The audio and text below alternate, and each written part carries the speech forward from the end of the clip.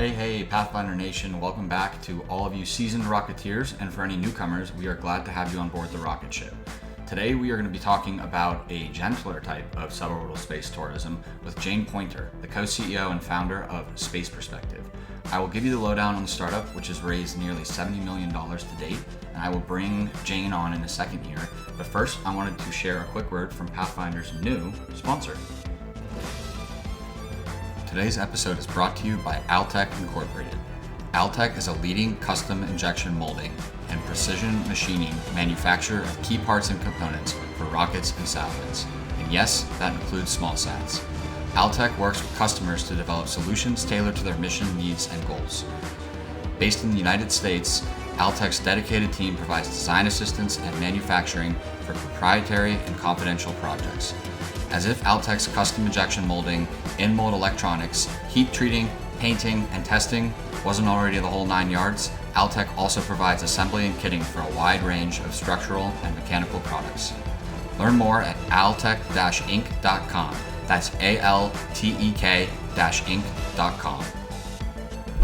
All right, ready to rock? Let's do this. Jane was a member of the Biosphere 2 experiment back in the 90s. If Biosphere 2 isn't ringing any bells, don't worry, we've got you covered at the top of the show. Shortly after Biosphere 2, Jane co-founded Paragon Space Development, which builds critical life support systems. Paragon's still around today, and its technology can be found on the ISS and almost every American human-rated space vehicle. Later on, Jane was part of the team that broke Felix Baumgartner's world record for highest jump. Baumgartner, as you may recall, was the Red Bull-sponsored guy who jumped from very, very high. He worked for a while on that one. Fast forward to 2019, Jane and her partner Tabor started Space Perspective, a high-altitude suborbital space tourism company. Space Perspective is developing Spaceship Neptune, a 9-person balloon that will go up 20 miles above Earth and take customers on a 6-hour journey, and the company aims to enter commercial service in 2024, and it just bought a big boat. So I could go on, but nothing is going to beat Big Boat as an attention hub. Without further ado, Space Perspective's Jane Poynter. Jane, welcome to Pathfinder. Hello from space. Exactly. Well, why don't we start there for those who are listening? What's the visual that you have behind you there?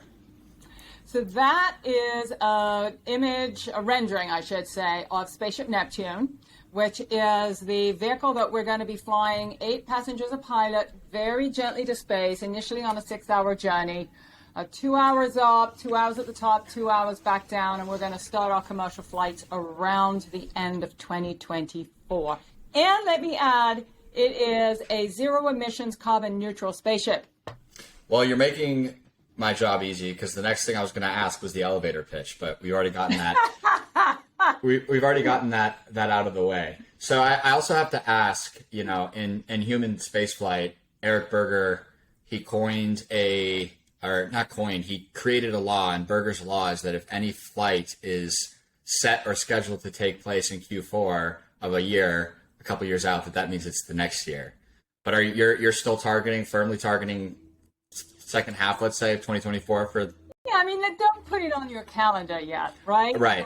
We're certainly still on track for the end of 24. That's where we're aiming. Yeah, if I've learned one thing from this line of work, it's that when people are making projections, you can't hold them out their word for 3 or 4 years out. There's a lot of moving parts. So I think that's totally fair. Before we dive into all the brave new world of space balloons, and I'm very excited to talk about this topic, I'd love to run through your background because I think it's a fascinating one. It's probably the most fascinating one we've had on Pathfinder, and it seems that you've lived multiple lives. So I mean, let's start actually before space. So could you give an audience just a taste, I suppose, of the various projects and initiatives that you've worked on, and then we'll get to the space companies that you've started. Yeah, so I've been super lucky to be involved in some really big thinking, big doing projects. So one of the very first ones that I jumped in both feet first was a project called Biosphere 2. So I was on the design team in the 80s, and then in the first crew, 8 of us lived inside Biosphere 2 for 2 years and 20 minutes. And it was our first attempt at an entirely self-sustaining biosphere. So a miniature version of planet Earth's biosphere, but put into a 3-acre footprint inside an entirely sealed chamber. And so we had our own miniature rainforest and a savanna, an ocean, a marsh. We had the farm where we grew our food, and then, of course, where we lived. And it was just a most extraordinary project. And it had never been tried before, and was really an incredible success, especially given the fact that it was the first time we did it. And it was really a prototype space base. Okay. It was a terrarium, is that right? What was the exterior?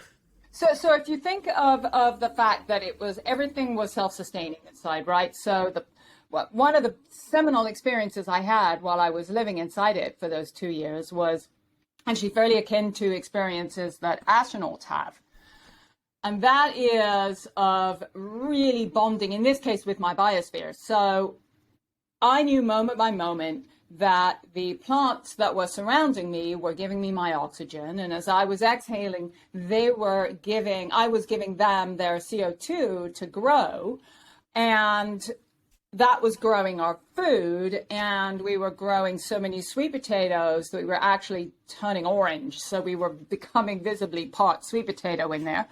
And we could see the edges of our world, that glass and steel structure that surrounded us. And it was really clear that what we had inside Biosphere 2 for those 2 years was all we had. And, by extension, the same thing can be said for planet Earth, really.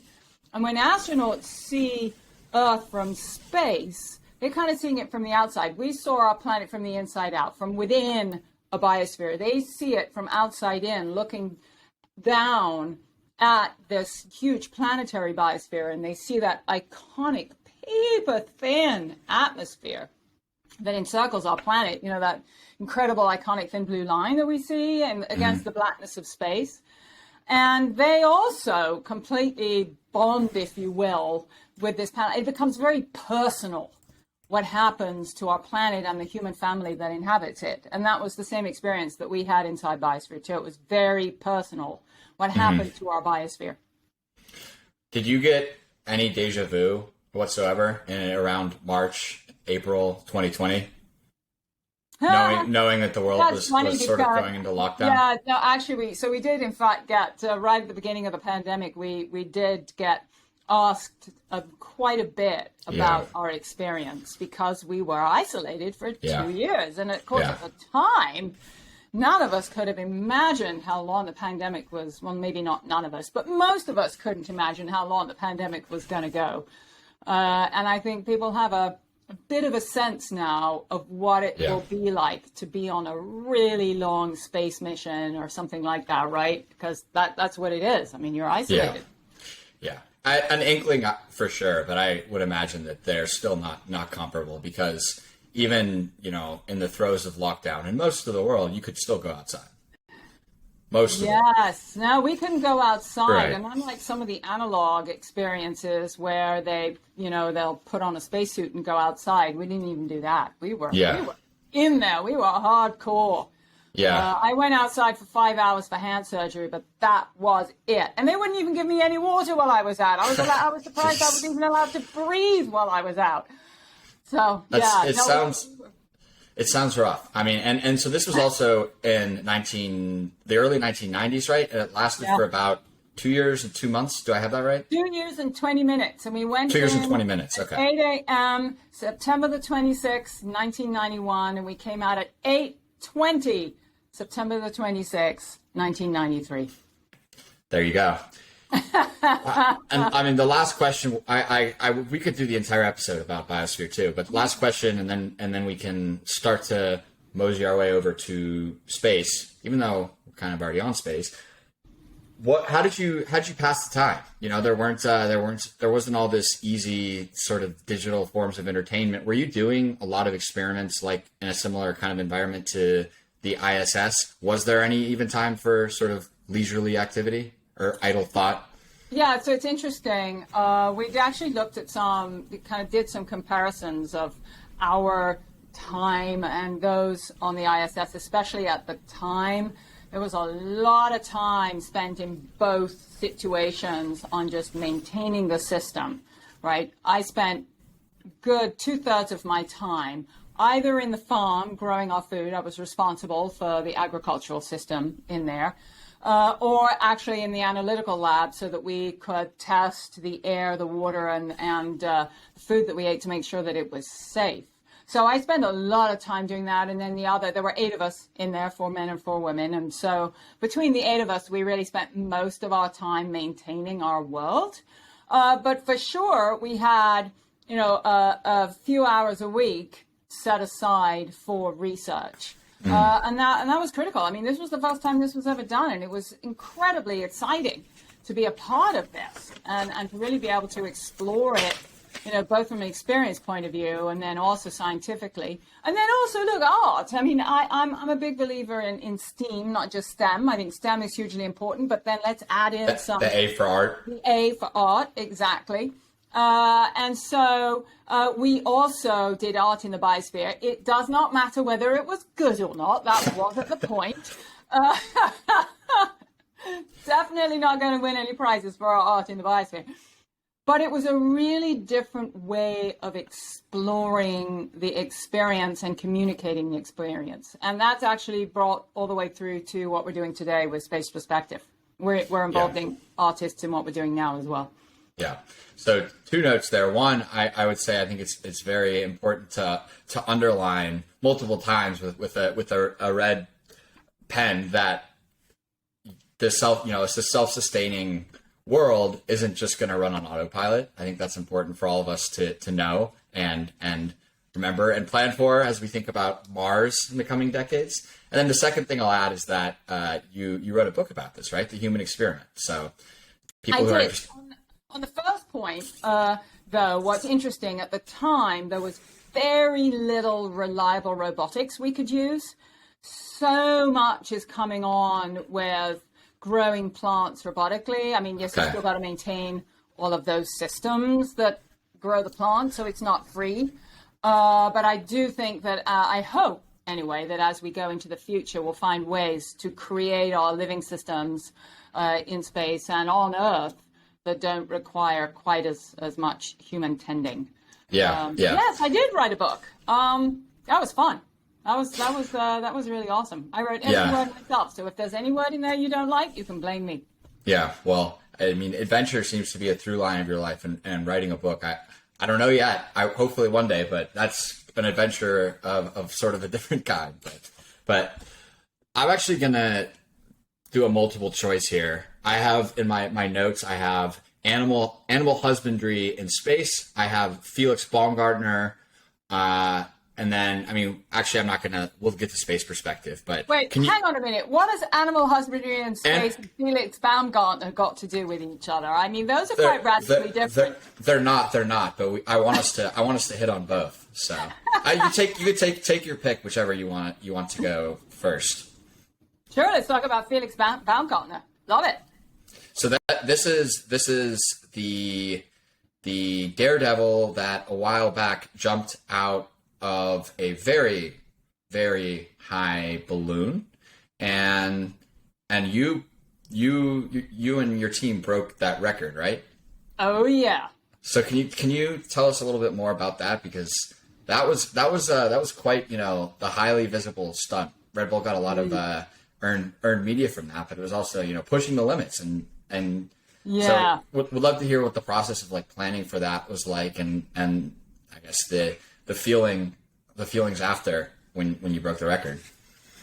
Yeah, so actually, we were watching the Red Bull Stratos jump was Felix's project, and we were watching that with keen interest. And in fact, some of our team on what we called StratX was involved in Stratos as well. So we learned a lot from them in a whole bunch of ways. But for those who don't remember it, though most people do remember the Stratos one. So it was when you'll remember the video where Felix is in a spacesuit and he's standing literally at the threshold of his capsule, looking out at this incredible, like the view behind me, but in real life. I mean, I'm in an office. He's doing this in real life, standing outside in his spacesuit, and he just seemingly nonchalantly throws himself off. Right. And he falls, and he must have fallen for almost 5 minutes and broke the speed of sound,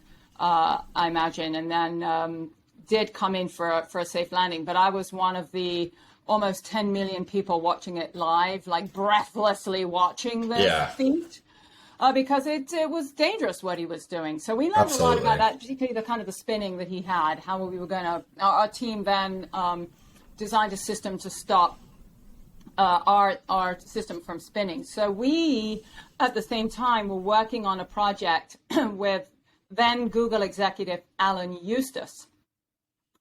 And we took Alan up, not in a capsule, but actually in a spacesuit hanging from the balloon itself. And it was an incredible honor and exciting project to be involved in. We took Alan up. So Felix, let me say, went up to 128,000 feet when he jumped out. We took Alan up to 136,000 feet. And then we intentionally released him from the balloon. He did free fall for almost 5 minutes. He did break the speed of sound, and we heard it on the ground. And then at about 12,000 feet above the ground, he opened his parachute and came in for a safe landing. And it was just incredibly exciting to be a part of. And so he holds the record today of the highest flying human under a space balloon. And subsequent space dive, which is super exciting. And he's actually on our board now at Space Perspective, my current company. It is very exciting. Did y'all loop Guinness in for this? Did Guinness officially issue a world record? Would it be a world record? So we have world records, but not Guinness. We actually went through the FIIA and other organizations like that were officially recording the records. So yes, we have official world records. Two of them, which is pretty exciting. And we didn't get the media that you would have seen with Rebel Stratus because we didn't want it. Right. Alan, as an executive of Google and also with a family, kind of didn't really need all that hoopla. Right. And Red Bull, at the end of the day, is, in essence, just a marketing company. They outsource the manufacturing of their drinks. So that's an interesting case study for sure. I think this dovetails pretty well with what I wanted to ask next, which is, over the past 10 to 20 years, what sorts of foundational advancements or breakthroughs there have been with high altitude platforms. This field of vehicles and vessels and Earth observation platforms, and there's been a lot of fits and starts, but also with connectivity projects. So over to you, but I think you probably have quite the expert's take on this and just everything that's transpired. Pick your time range, but to enable a company that's now working towards human rated capsules. Yeah, we stand on the shoulders of giants for sure. So, boy, if you go back decades, these balloons are similar to the kind of balloons that we're using, though there have been a lot of advancements in the last 50, 60 years. These balloons were used in the 50s, in the 1950s, to really explore very early life support systems. I mean, we discovered the bends and how to combat the bends using these balloons. When people first went up in balloons, they didn't even realize. I mean, this is like how much is advanced in not very long period of time when you think about it. They didn't even know that the oxygen levels reduce to such a degree that they do as they go up. And so using these balloon systems back in the 50s, they sorted some of the early life support systems that were then used in sort of somewhat advanced forms in our space program, which is pretty awesome. If you then fast forward, Joe Kittinger actually was the first person to do what we now call a space dive. and he did it in the 60s. And then you go to Felix, and then you go to Alan.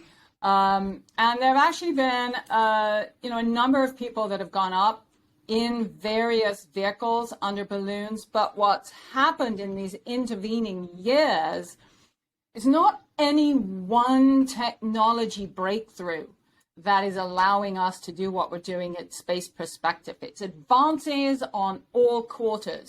So everything from, the way composites have advanced. So our capsule is going to be supremely safe and light by comparison to some of the early models that were used. The battery systems are so energy dense compared to what they were.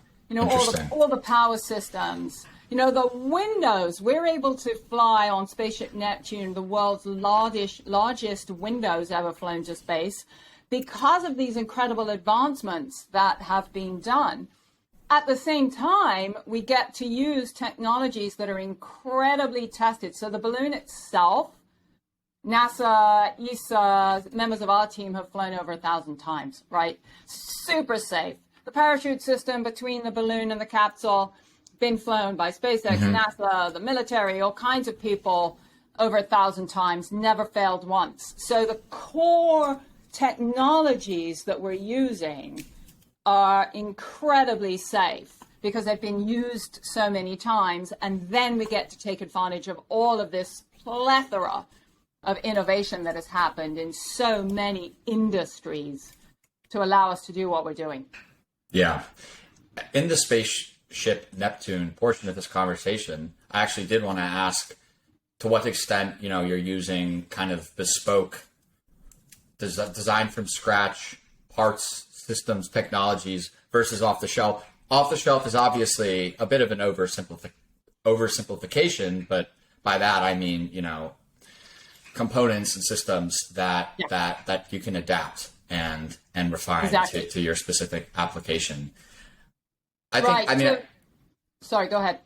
Well, no, I was just going to say, I think that people listening to this would be well served to maybe look at the video version or at least look at the show notes, because there's a lot of visuals involved with this that will help people understand the system. But would love to have you describe just what it looks like, the size. I personally find it fascinating that the actual balloon itself is effectively transparent, right? Yeah, so the balloon, when the whole vehicle is standing up on the launch pad, it is almost 700 feet tall. So, that's way taller than the VAB at Kennedy Space Center. And at the top... It's wild to imagine. Right? It is wild to imagine. It really is. And at the top, there's a little bubble of gas. So as the vehicle ascends through the atmosphere, that bubble of gas expands over 100 times to fill the entire balloon. So by the time you get to where we're going to be flying people, which is around the 100,000 foot mark, 20 miles, the balloon itself is now fully inflated and about 350 feet in diameter. So essentially, you can pick up a small football stadium and spin it around inside. That's the scale of this system. And then the capsule itself, under it, is 16 feet in diameter. It's for 8 people. Our design team in England have just done such an incredible job of designing this thing. I would love people to go take a look at it because it's, I think, really beautiful, right? So the pressure vessel is round, but you've got this beautiful pointed bottom because we splash in water. Mm-hmm. And so that pointed bottom actually allows the capsule to attenuate the splash. So you don't just belly flop onto the water, right? So we're not having to re-enter at high speed. And so, we're moving at 12 miles an hour. Right. I mean, and it goes... We don't have any of those thermal issues that you would have with the spacecraft coming in from 17,500 miles an hour, right? So we're coming down very gently, and then as you splash, that pointed bottom just attenuates that and makes it a very gentle splashdown. Right.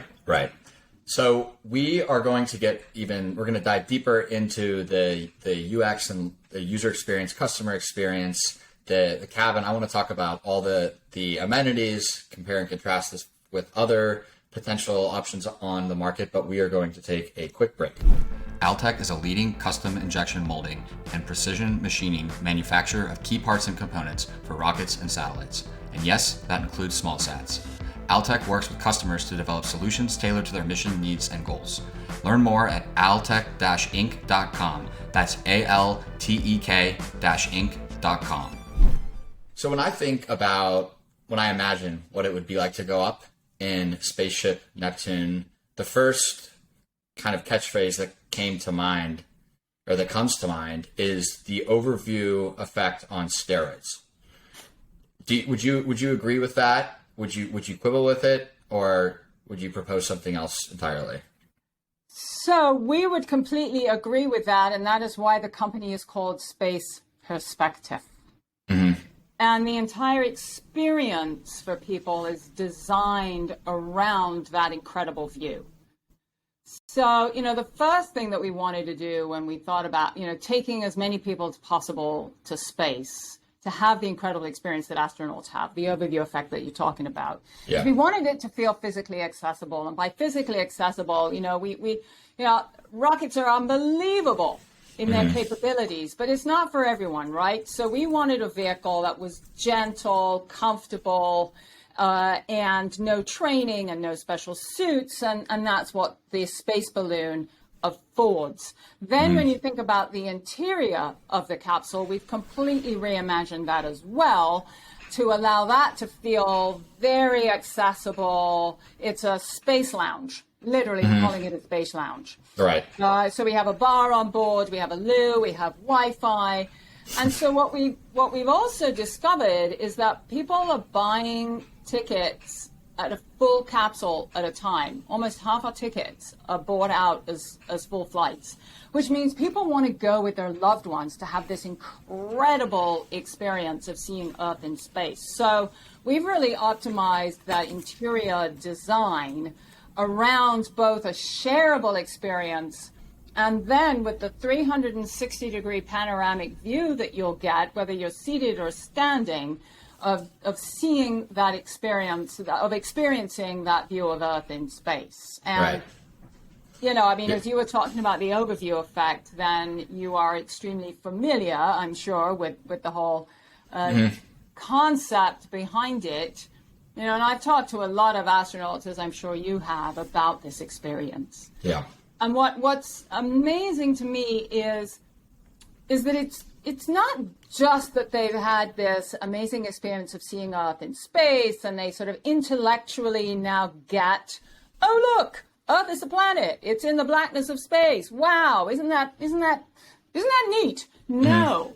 They get this at a very, very deep level. It was kind of like the experience my co-founder Tabor and I had in the Biosphere of being embedded in our Biosphere, right? So it's a very profound experience, this overview effect of seeing Earth in space in that context.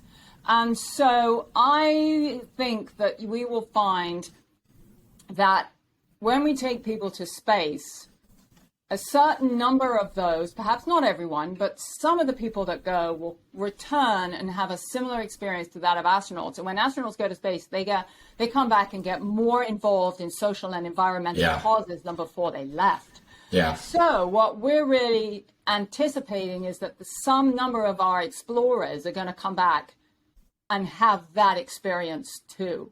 And this actually then has the possibility of really having a massive ripple effect across society. Yeah. Well, a picture is worth 1,000 words. From everything that I've heard from those who have, seen Earth from space, it's indescribable. So I don't know, maybe this experience is worth like 1 million or 1 billion words in relative to an actual picture or seeing the images. On the capsule, I think reserving the entire capsule is interesting. And I'm not very good at math, but I do know that 8 times 125,000, which is the current ticket price, right? Yes. That's 1 million. Is that just a coincidence? or was that somehow baked into your pricing structure? Yeah, I mean that was based into our pricing structure. Exactly. We wanted that. That's about right. So, I think if you think about where we are in the whole ecosystem of space, you've got, let's spend, 50 plus million to go to the International Space Station, which, it's exciting to see some people taking advantage of that. We will see people going to the moon. We wanted to make this as accessible financially as possible. We are still going to space. Certainly our long-term vision is to bring it down further, but that's going to be a while. I mean, look, right. the demand for this is gigantic. Right. So in the short term, the law of, supply and demand, we could probably expect to see some ticket hikes because you can do that. You have pricing power. But in the long term, as you reach economies of scale and this becomes more routine and the fleet expands, that price will drop, right? That's the thinking. Yeah, that's exactly right. And, what's exciting for all of us in this, very early stages in this industry is that, the demand is so huge that this is the size of this market is constrained by the number of organizations that are actually offering people a way to go to space. And so as we think about the market as well, we actually think that we're growing the market. Yeah. We're not trying to take market from someone else. We're growing the market. That's the stage that this industry is in. And also we're so differentiated from everybody else that we don't really consider ourselves even in competition with anyone. I think a good number to highlight that would be that there's what can you say, like what your current ticket backlog or what the last publicly announced one was? Yeah, we're over 1,000 tickets now. Okay. I mean, and also just so everyone realizes, you don't have to pay the full ticket amount just yet, as we are a couple of years away from flight. You put down a deposit right now. And yeah, so just to put it in perspective, as of today, November 29th, 644 people have been into space. I guess they're not exactly the same, right? And this actually leads me into a question that I skipped over, but I did want to ask to have my bases covered. What do you say to someone who would kind of like thumb their nose or like, a purist, like a Kármán line purist and someone who would, who would contest that this isn't an actual space balloon because you're not going above the Kármán line? Yeah, no. Look. I think we should have vibrant conversations about this because there really is no universal definition of space. Yeah. To all intents and purposes, it's a vacuum outside the capsule. Thus, the sky is black. So what's really fun to think about is that with the atmosphere, we're above 99.8 or 9% of the atmosphere, depending on the time of the year. And that means the atmosphere is below us, and that last little tiny bit goes on for thousands and thousands of miles. It goes on way past the International Space Station. Yeah. So in essence, we're all in space. Sure, we do say we're at the edge of space, but we're all basically in space. Yeah. No. For Ryan Duffy's taxonomy, that definitely cuts it. I mean, look, also just to be really clear, we are regulated by the FAA's Office of Commercial Spaceflight Rights. So we're regulated exactly like Blue Origin or Virgin or even SpaceX. Yeah. And I mean, you're essentially co-located with Kennedy Space Center. You're not too far away. No, that's right. So we have, yes, that's right, I should say. We have our operations center on Kennedy Space Center at the shuttle landing facility. Where we anticipate doing some flights for some of our customers. And then we have all our manufacturing facilities just outside at the Space Coast Spaceport, which is just outside Kennedy Space Center. Yeah, so I get to run outside and watch launches, which is pretty awesome. Well, I'm sure you're excited and kind of eagerly awaiting for the day when you could see the balloon not side by side, but juxtaposed against, the launch pad towers. And I'm really excited for this. I seriously, I love the render. I hope we can toss it in and into the video version of this. But you announced you had purchased a ship, and that essentially this ship, and tisk on me, I'm actually forgetting the name right now. I don't have it written down. But can you tell us? Voyager. Oh my god. Oh my god. A significant name. Well, I'll tell you one thing. It's etched into my memory, and I'm not going to forget it now. But yeah, Marine Spaceport Voyager, MS Marine Spaceport, I love that. So what's the thinking there? And then I suppose more broadly, could you tell us a bit about how you're thinking about spaceport strategy and where you'll eventually launch from? Okay, so let me start first with the sort of the spaceport strategy, if you will. Okay. We are planning our initial flights from Florida. There are 3 spaceports already in Florida. We will be doing some of our flights from some or all of the spaceports here, and then other places around the world. Mm-hmm. In addition to that, we are going to be launching from a marine spaceport. And as you mentioned, we have bought our first marine spaceport. So the concept with this is that it gives us sort of ultimate flexibility, mm-hmm. right? If we have a launch site that is maneuverable, we have our splash location, which is maneuverable, we can basically just take this package and go anywhere in the world that has a marine environment. So it gives us tremendous flexibility with regards to weather. Mm-hmm. It gives our customers huge flexibility with regards to where they can fly from and what they can see from space. When you talk to astronauts, right? When I talked to Mark Kelly about, so Mark, what's your favorite place to see from space? And of course, they all say, first of all, everywhere. But if you drill down, they will start talking about how it's just incredible to see where Earth and where land and sea comes together. You get that interplay of the incredible colors and shapes. And of course, right here around the Florida area, we have the Keys and the Bahamas that are spectacular from space. And in fact, astronaut Jeff Hoffman says he thinks the Bahamas is one of the most beautiful places to see from space because the colors are so vibrant. So we're going to be able to set our systems up to where we'll be able to fly over the Bahamas, fly over the Keys. But then when we're done with that, we'll be able to have the same or a different ship set flying in the Mediterranean, seeing Italy. Because the other thing they all say is what's also amazing is seeing something you recognize from space. The boot of Italy. I would boot of recognize that Italy, instantly. wouldn't that be insane? So here, all Americans recognize Florida. So, right, we get to see Florida and the Keys and all of that. And then you go to the boot of Italy. And then we can do that all over the world. So it just gives us this tremendous flexibility.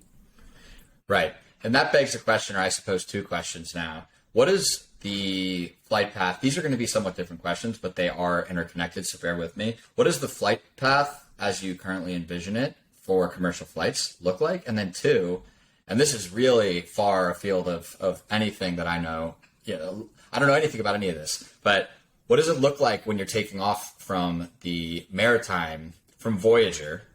What does that look like in terms of like licensing and aviation authorities and like, to get really in the weeds, like the NOTAMs, notice to airmen that people issue. Like, I'm sure you know that. I'm sure it's, well, I have my, I'm an amateur, I'm going to pull it out. I'm an amateur drone pilot, so I have my FAA license always on me. But so that's the extent of my, but So it's not international. It's not like international waters. Anything goes, right? No. So wherever we are operating from in the world, we will fall under the FAA's jurisdiction. Okay. So we will comply, whether it's on a ship, whether it's on the land. It's all very similar, really the same thing, right? We will have to get a license to operate from the marine spaceport, and that will be, the same kind of thing that we would then get from a land-based spaceport. And that would then apply anywhere in the world. Certainly with the ship, it is going to simplify things a little bit from a regulatory environment in other locations around the world. Right? Interesting. It just will do that for us, which is also another benefit for having a marine spaceport. That's fascinating. And then the first part of that question, the flight path. I think we've definitely touched on that already, but I want to make sure that all the listeners know, where you're going up 12 miles per hour. You go up to 100,000 feet, like 20 miles, give or take. And where are you coming down?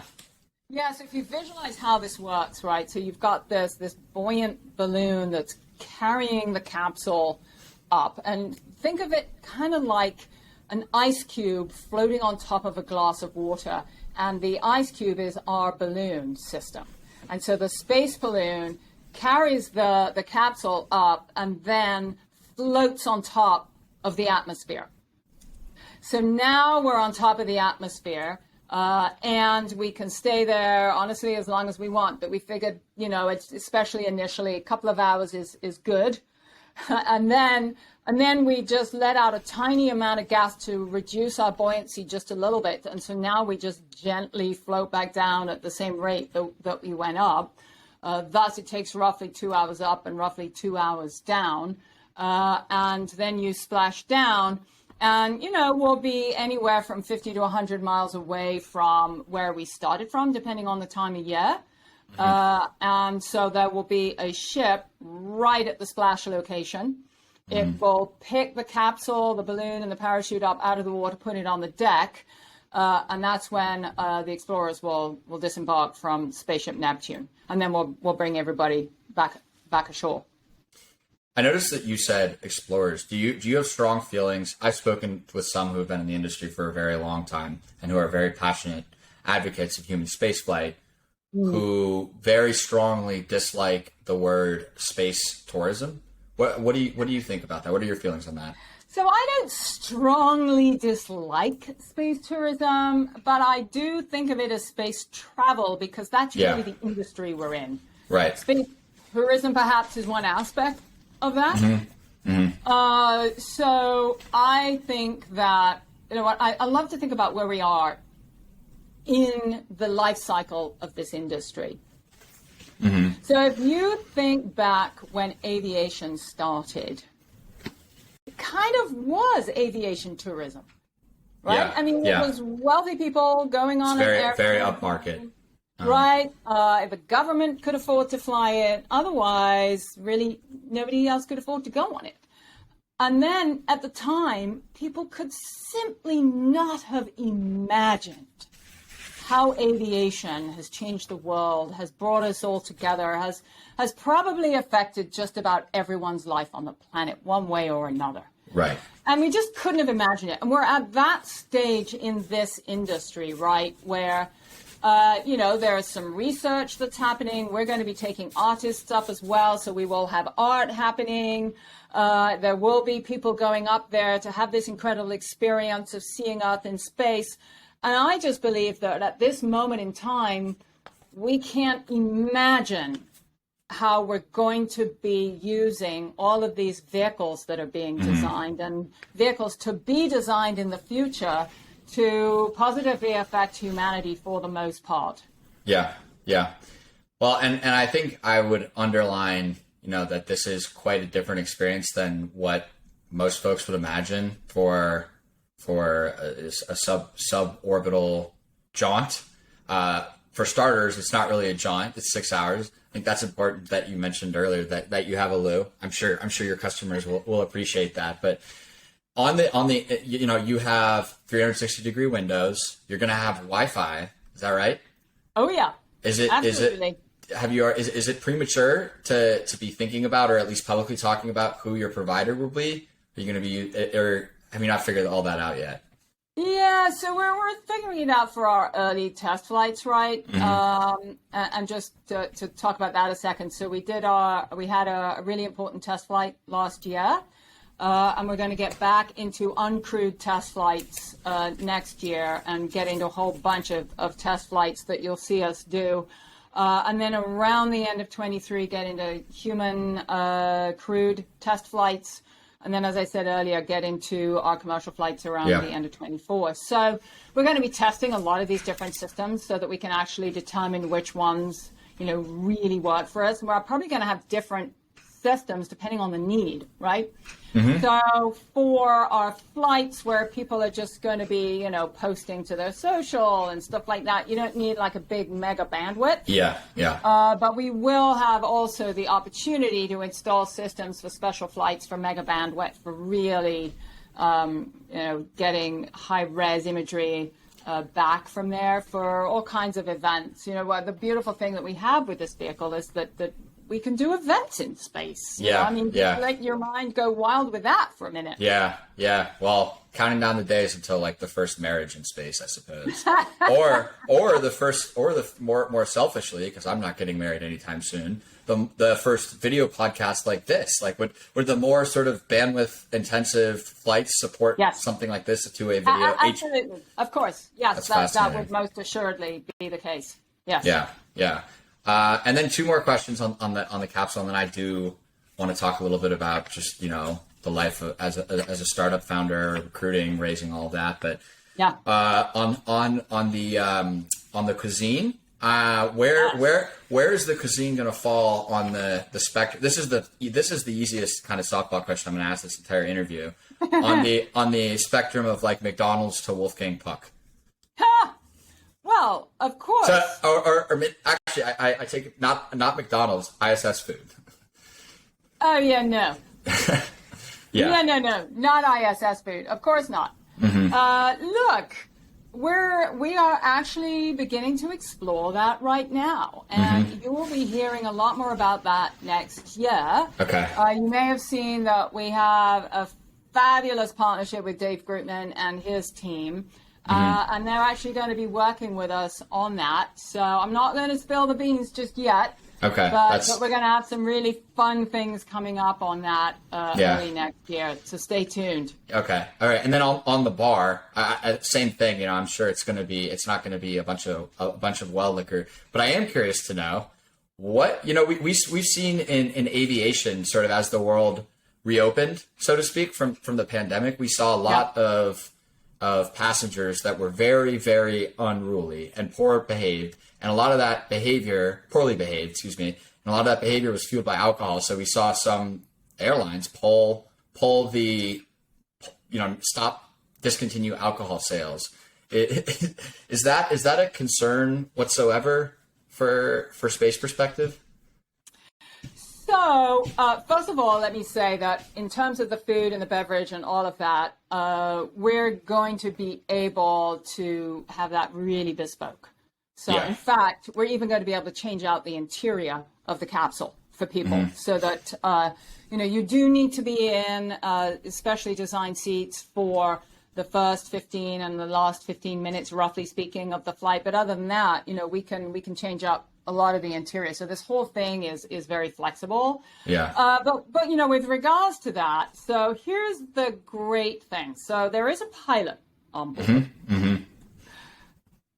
Don't tell the pilot, but the vehicle can fly itself, and there's a co-pilot on the ground.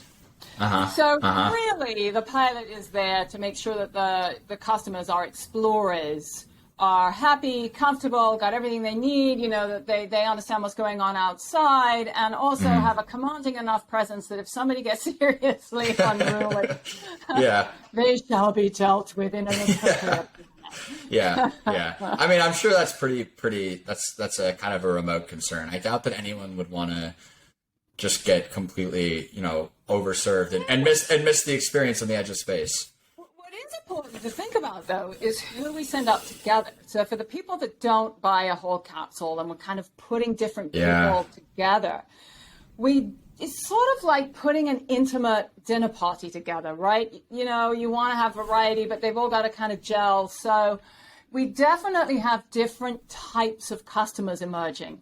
We have some customers, some explorers who are going to want to have a very meditative experience. Like they want to probably even meditate before they get on the capsule, or, you know, actually really be pensive throughout. Yeah. Then we have the explorers who are like, no, I want to play my favorite rock band, and this is a celebratory experience. Okay, maybe we don't want to mix the two. Yeah, the market research aspect of this must be fascinating, and doing those sort of early interviews of prospective and future customers. On the market portion, who do you view as your biggest competitors? We honestly don't really have a direct competitor at this moment in time. You know, as I said before, I think that this market is so big that there could be, you know, a number of additional companies coming into this, and it would have no material effect on us whatsoever. And we are so differentiated from everyone else. You can go online and find websites, you know, of people that are talking about doing something like we're doing, but even there, they're actually quite different. You know, we're the only company that goes up under a balloon and comes down under a balloon, or actually has the capsule where the humans are attached to the primary flight system, the entire flight. And that's important because, you know, for us, safety is paramount. And so everywhere you add complexity, you add pathways for risk. Right. And so, right, so if you go up under the balloon and you come back down on the balloon, it's just a really simple system. And every other vehicle separates at some point during the flight from their primary system and has to transfer to something else, whether it's a parachute system or a steerable parafoil or whatever it is. I'm glad we kind of explicitly hit on that, because you alluded to sort of the redundancy and safety of these systems, but that is obviously very paramount in this industry, this nascent industry. Super paramount, right? So, I mean, in every aspect. So there's the flight system. I talked earlier about the heritage of the primary systems. And the other thing is, I also mentioned, you know, talking about how we're going to be able to do a lot of uncrewed flights. What's really helpful about that from a safety point of view is that we get to really test every redundancy, you know, all that we're going to be able to really explore the operation envelope of the system without ever putting any human life in danger, right? So we'll be able to do that in an uncrewed setting. So that means we can really push and test the system far more than we would ever be comfortable doing with human on board. So it just, all of those together makes for a super safe system. Yeah. Well, on the note of pushing the boundary and kind of doing something that no one has really done before, what is it like, and this is, as I mentioned, I wanted to get to the startup portion. What is it like raising? So I have in my notes, I don't know, the latest pitch book is that I think you raised around $60 million, and then almost 70. Okay, and then you have a head count around 70. Almost 100. Okay. So the two parts of that question then are, what is it like raising when, you know, there's not really the pattern matching there for investors, even if that is a space inclined or you know, an investor set that's experienced with space. And the second part of that is almost the exact same question, but for recruiting, because, you know, this isn't sort of what a traditional aerospace engineer might think that they're going to do or what they know. You know, they're rockets. Yeah. Those are really fun and interesting questions. So on the investor side, you know, timing is everything, right? You know, a few years ago it was really tough investing for space companies, especially something, you know, like this that is, you know, it's great that it's really different. If it's not the right timing in the market, it can be tricky if it's really different, because nobody knows how to think about it or value it or do the due diligence on it. Well, times have changed. And of course, now we've got so much interest in space writ large. You know, we've got now with you know, a number of companies we're showing great exits for investors, and that really helps. So we're seeing a maturation of the entire industry. You know, we've got VCs, you know, really pouring into this industry. So all of that has just completely changed the fundraising complexion. And in fact, in our last round, we had a preemptive term sheet because, people wanted to get in so badly. So, so that speaks to the excitement around this industry, I think, and the true differentiation of our offering, because it is so different. And and for investors, your technology, obviously, the market is massively important, and I think we're really being able to prove that with what's happening in our industry, and then also with the kind of traction that we're getting. But the team is critical. You can have all the best ideas in the world, but if you don't have an amazing team, then you're really going to struggle. And our team, I will tell you, this is the best team I've ever worked with, right? So, for example, the person who's designing and manufacturing our balloons is indisputably the world's leader in space balloons, right? And she did this for balloons that NASA's flown and many others. The person who's standing up our marine operations did so for SpaceX. The person that's leading our capsule manufacturing did so for the Dragon capsule, Falcon 9, and the others, right? So all of our team is this caliber of person. So that also it's just so important for fundraising. Right. Then that also attracts other team members. So you were asking about hiring, right? So, what's exciting is what we're doing and our mission.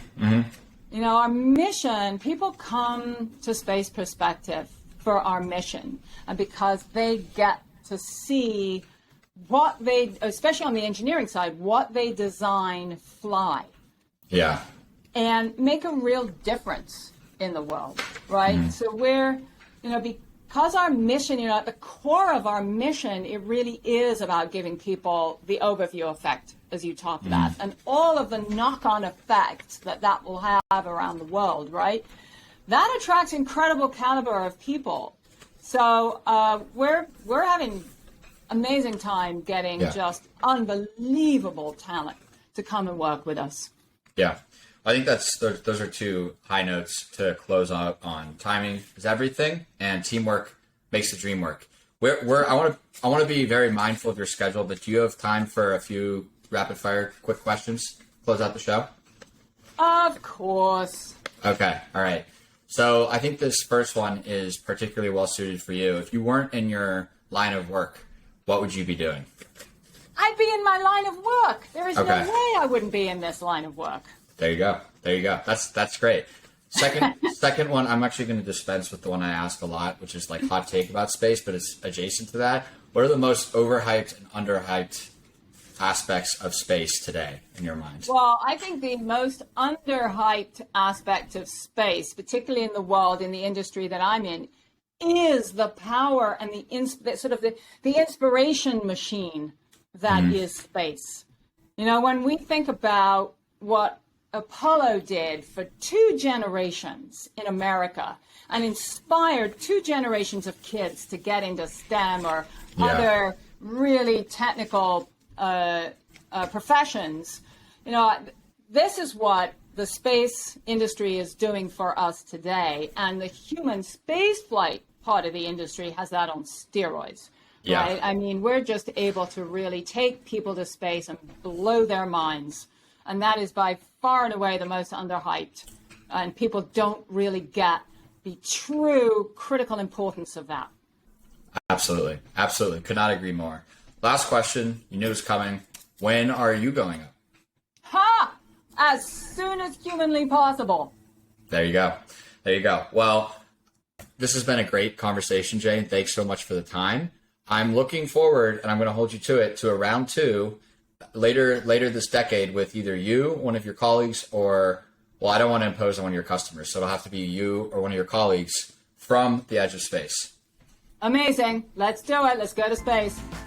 All right, folks, that is it for Pathfinder 0026. Thanks to Jane for coming on. Thanks to all of you for listening. And thanks to Altec for helping us keep the lights on.